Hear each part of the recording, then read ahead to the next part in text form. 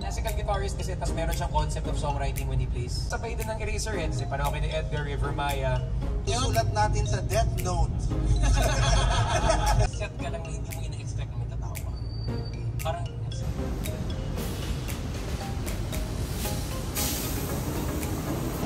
oh, sino sa galaan? Ha? Sino na sa galaan? Ha? Oy, ano? Tito Curry. Si Tito Curry. Uy, mga nakihikab. Yung mga nakihikab, dapat din na sumasama. No. No.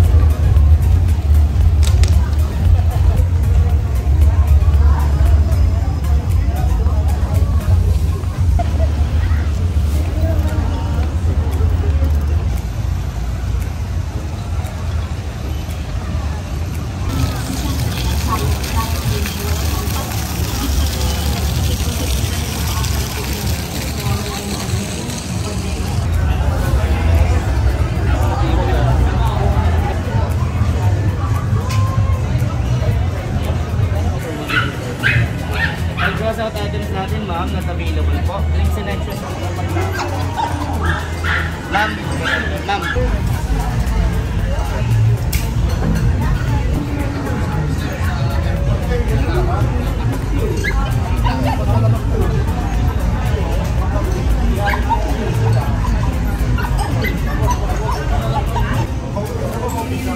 Hoy, ba kinakatay ka ba? Ha?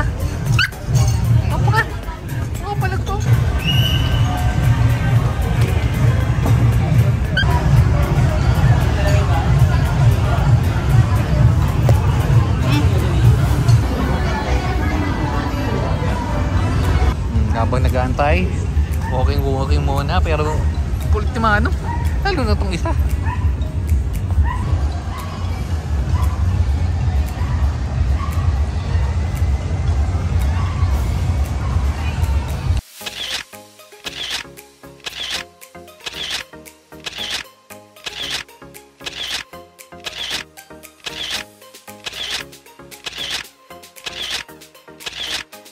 Okay, so gala tayo. Meron mga ano dito, may mga naipit, may mga kutsi-kutsi oh, mayroon mga kutsi-kutsi. May mga kotse sila dyan guys, check natin. So kung mapapansin nyo, may mga kotse, di tayo makalapit kasi para tayo may dalawang bit-bit na ano. Oh, ayan. Basta silipin nyo na lang, ganyan yung kotse nila. Ayan. So ayun yung title pala, Chang'an Auto. Meron pa pala sa kabila. Ang tindi nitong ano ha. Pero pa kabilaan. Bango. Amoy kanal.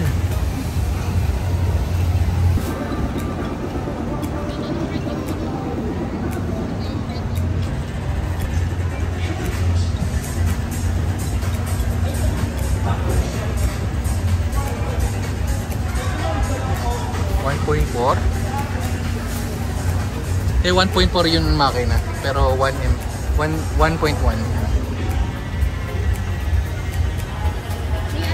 So mga SUV type na yung ano nila. At nakabull na tayo guys. Tingnan nyo. Binubull na tayo ng dalawa. Okay.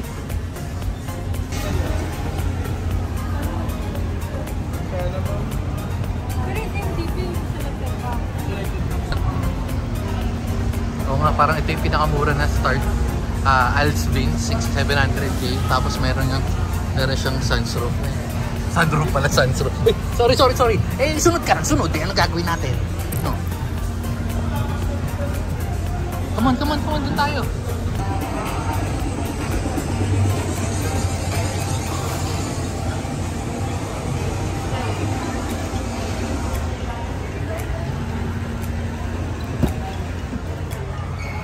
May bago.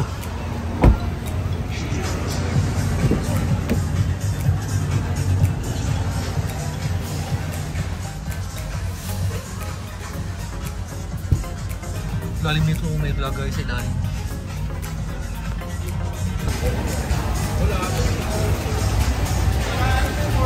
tawag sa ganyan? Pag na ganyan-ganyan.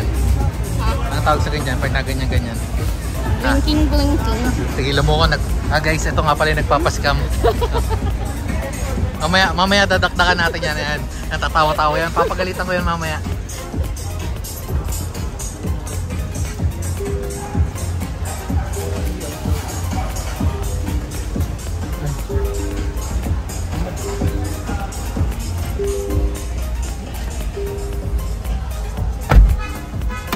Uy, lupit. Ito yung sinasabi ko. Dapat ganito yung sa ano. Dapat ganito yung sa Fortuner. Hindi yun nandito banda. Ito yung sinasabi ko. Tingnan mo. Hindi ko sure. Siguro.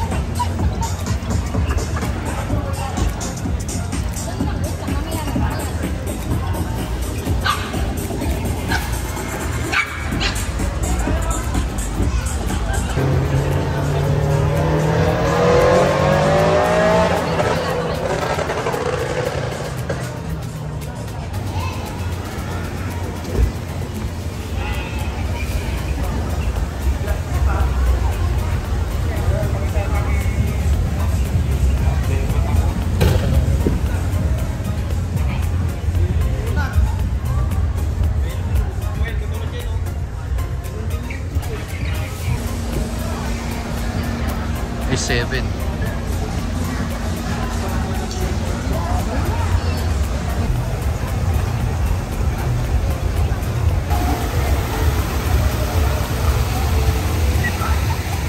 Nagre-reklamo na, may nagre-reklamo.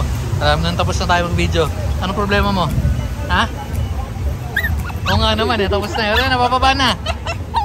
Napaka-reklamador, wala. Steve, come on na. Ano? Let's go.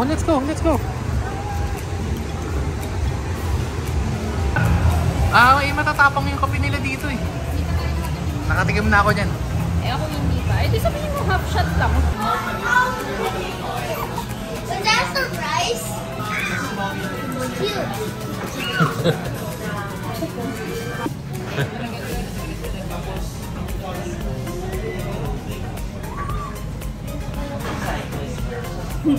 You expect us to go to the window and then surprise you? Yes. No, did you expect us to surprise you?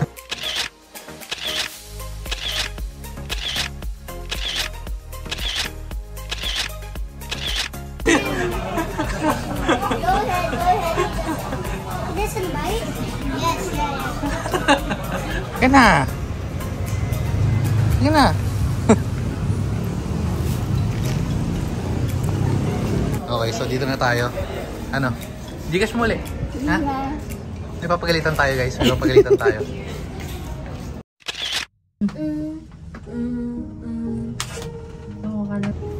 so nauna na tayo.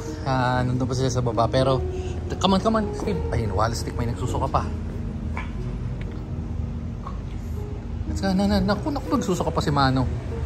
So, ayun na nga. Kwento ko, yung sinasabi ko kanina may papagalitan ako. Ang kulit ng lahi. So, na-scam si Bekbek. Although 1K lang naman, pero still para sa mga patay gutom na yun, di ba? Malaking bagay sa kanya yun dahil nag-house. Hindi, putak na, di ba? Grabe yung na-hack yung tito namin. Well, itago na natin sa pangalang Paeng. Mamaya pagbalik, ayusin natin sila Manong. Kasi, ang hirap ng pwesto namin Tingnan mo, ayun si 50. Okay, si Manong. So, pwesto lang tayo. Sakay na tayo sa kotse. Ang init din. Tuloy tayo dun. Papagalitan natin pag akit itong isang to. Okay. Ay, wait lang. Medyo malakas yung hina natin. Okay, so going back. Ang nangyari kasi dun is nag-message si tago nga lang natin sa pangalang Paeng. Nag-message sa akin si Paeng.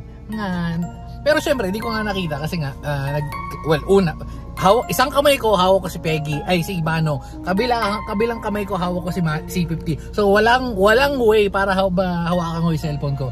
Anyway, at saka at the same time, limit naman yung Gcash ko kasi yung monthly limit, so ang refresh pa niya technically mamayang alas 12. So kahit anong mangyari, kahit naman nabasa ko yung message or hindi na makapag-transfer. Pero in short, there's no way na makapag-transfer ako. So going back, ang nangyari is syempre, pag scammer, kunwari, login ka doon sa account, di ba? Nag-login ka sa account ng isang kung sino man na hack mo, tapos doon sa ibang tao, syempre mag-spam ka kunwari, tapos mag-send ka ng number. So in short, nag-send ng parang yun, na pa-send ng number na kung pwede pa Gcash, ganito. Si Bekbek, nag-send. Pero before pa siya mag-send doon, parang sinabi niya sa akin na si Paeng nanghihiram nanghihiram, so ita-transfer niya ng bukas ng umaga. Sabi ko, wala akong hindi ko mahawakan yung cellphone ko kasi nga nag-iikot kami nila Manong, nakain kami kanina. Tapos, ang makulit, sabi ko, kung sinasabi niya doon sa kwento is ang oras kasi nga, wait lang, packet sila may natawag. Okay, just ko po. Sa 4th floor kami nakapark. Nagpunta sa 3rd floor. Anyway, balik tayo doon sa storya. So, ang nangyari nga, yun. So, nag-message, sabi ko, nag-message siya, parang sinasabi pahiram nga daw ng 10K. Sabi ko, ikaw ba? Sabi ko, pwede naman, pero limit ako. Tapos nga, ang nangyari siya nila, sabi papahiram daw siya, bla bla bla. Sabi niya, pwede daw transfer ng 5K. Tapos ang sabi is, ang based sa kwento sa akin, hindi ko nakabasa yung buong message nila. Ang sabi is, pa-transfer daw ngayon, babayaran bukas ng umaga. Sabi ko, ba't ka pa magka-cash in ngayon kung magta-transfer ka ng bukas ng umaga? So, yung pa lang, medyo red flag na, di ba? Pero sabi ko, tanongin mo, para saan ba? Ano bang kailangan? Sabi ko, hindi naman, kung emergency yan, alam mo yung tatawag, tapos ganto ganyan. Kumbaga may verification ka rin. At ang makulit, di nag-transfer. Although yun nga, kwento nga, 1K lang naman. Pero still, di ba yung 1K na yun, kung sabihin mo natin makadali siya ng, sabihin mo 2, 3, or sabihin mo 5 tao, putak na yung scammer na yun nakarami-rami rin. So, yun. So sa mga may mga nagko-contact sa inyo at magpapa-transfer, confirm nyo, tawagan nyo na muna. Although kahit maliit na mahalaga lang yun, confirm nyo kasi katulad na, lalo na kung mga senior yung account na galing na hindi naman usually nangungutang sa inyo or nanghihiram ng pera, di ba? Confirm nyo kasi wala lang. Anyway, ang gagawin na nga lang natin, papablock natin yung number na yun. Kung hindi niya pa nalalabas, may ipit yung pera doon, which is all good. Pero kung hindi, ano na yun? sana nabusog siya ng mga na-scam niya. Ayun lang, nahintayin natin. Pag akyat ito, papagalitan pa natin. Diyos ko po, ang kulit ng lahi. Tapos ito pa matindi. Di ba ito na nga, send. Kasi si codename Paeng, isa lang number, pag nagsisend ako sa kanya ng Gcash, isang number lang. Ang nangyari pa, sabi, ita-transfer na ni Bekbek, ibang number. So, pinakita sa akin, ba't ibang number? Sabi ko, ba't ibang number? Tapos tanong mo, bakit ibang number? Tinanong niya. So, pagkatanong niya, sabi, may babayaran daw, diretso na lang doon sa isang tao. Sabi ko, bakit? Bakit? Hindi po pwede doon sa number mo, tapos sa number mo, ikaw yung magta-transfer doon sa tao na yun. Bakit ide-diretso? Abang kulit. So, dito naglalakad nga kami na Peggy, diba? Iikot-ikot kami kasi nag-antay kami ng order nun. Ay, ang makulit. Transfer. Tinuloy pa rin yung transfer. So, yan. So, ito, yan. Tumatawa-tawa pa. Papagalitan natin. Tignan nyo. Oh, yan. Ayun yung papagalitan natin, guys. Tumatawa-tawa. Gusto nyo pang paiyakin natin to? Ha? Gusto nyo pang paiyakin natin? Oh, ito. Gusto nyo pang paiyakin natin to? Ha? Malayo ka lang kung nakita ko kuda. Oh, gusto mo natin gusto nyo, comment down below kung gusto nyo paiyakin natin to sa pagkuda natin. Ha? Napakabanuwala. Gusto mo magana dyan, may papagalitan pa ako. Gusto mo dyan? Wait lang. Ganyo. Parang ayaw na sumakay. Oh, sige, explain mo ngayon. Explain mo ngayon sa akin. Explain mo ngayon sa akin bakit mo transfer? Yung pangalan na binigay ko pala is codename Paeng. Bakit mo transfer kay codename Paeng nang iba yung number? Wala lang baka naisip ko lang kasi na pinapadiretso niya dun sa babayaran niya. Parang, okay. Bakit nga naman Okay. Papadala pa sa kanya kung pwede naman diretso na dun sa babayaran Exacto. niya. Yun yung sinabi ko sa kanila kanina. Yun yung eksakto sinabi ko, di ba? Bakit hindi? Diyos ko po, bakit kung ikaw yung manghihiram, bakit kailangan yung pinaghihirapan mo magta-transfer diretso sa'yo? 'Di ba? Diyos ko po. Okay, so ganun magtapon ng pera, guys. Ano lang, magta-transfer lang kayo, wala nang kung ano-ano. I-transfer nyo na rekta. Ha? Tapos, explain mo. Marami kang kahit sarado na barangay, mag-explain ka pa rin. Ha? Ayun nga, syempre madali lang ako magtiwala. Tigil. So, tama ba yun? Hindi. Ang kulit ng lahi. Ibang number, pinakita pa sa akin, sabi, transfer ko na. Sabi niyo pa, transfer ko na. Ibang number, ta-transfer mo. Ay, nako. So, ikakaltas natin yan. Bali ganito since na scam, malaking halaga yung na-scam sa kanya. Ang gagawin na natin para makarecover tayo is ibebenta natin ngayon si Kulitog. So sa mga interesado kay Kulitog, comment lang kayo tapos ibebenta natin diyan sa murang-murang halaga. So ito yung contact number para mabenta natin si Kulitog. Ano number? Ni Kulitog, ano number? Bebenta na natin si Kulitog. Wala, hindi ko mabenta. Diyos ko po. O sige na, di rin natin tatapusin. Papagalitan pa ulit natin ito pagkatapos ng video na to. O ano? O, may tumatawag pa dito, papagalitan. Kahit may tumatawag, kahit sinong tumawag, papagalitan natin yan. Ayan, papagalitan pa rin natin ito pagkatapos ng video. O sige na, dito na natin tatapusin. And bye-bye, babu. May napagalitan ako ni Jam, wait lang. Good talk, man. Parang, good talk, man. So, okay na. Parang may point kayo, may point kami. Tapos, pero sige, weather kalaban natin.